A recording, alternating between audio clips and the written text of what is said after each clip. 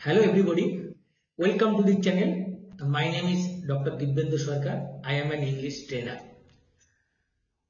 আজকে আমরা শিখব আমাদের কাছে যেমন ঘরের মধ্যে অনেক রকম জিনিস থাকে, যেমন কিছু জিনিস এখন আছে এবং এমন হয় যে কিছু জিনিস আগে ছিল কিন্তু এখন নেই। যেমন আমার একটা যদি বলি আমার একটা বাড়ি ছিল, আমার একটা গাড়ি ছিল, আমার একটা জমি ছিল, আমার একটা ল্যাপটপ ছিল, এগুলোকে আমরা কিভাবে বলবো?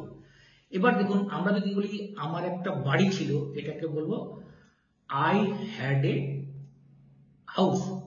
আমার একটা বাড়ি ছিল মানে আই হ্যাড এ হাউস। আমার একটা গাড়ি ছিল, I had a car. I had a car.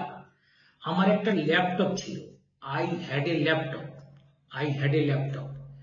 আমার একটা জমি ছিল, আই হ্যাড এ ল্যান্ড। এগুলো আগে ছিল, এখন কিন্তু নেই।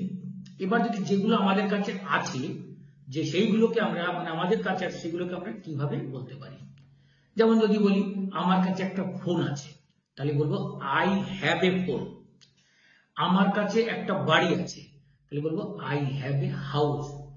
আমার কাছে একটা কম্পিউটার আছে, তাহলে বলবো আই হ্যাভ এ কম্পিউটার। আমার দুটো বাচ্চা আছে, তাহলে বলবো আই হ্যাভ টু চিলড্রেন। আমার দুটো গাড়ি আছে, আই হ্যাভ টু কার্স।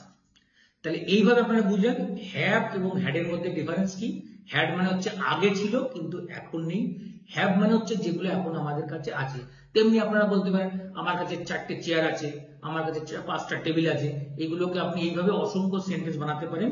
এগুলো বানিয়ে আপনারা ধীরে ধীরে ইংলিশ শিখতে পারেন।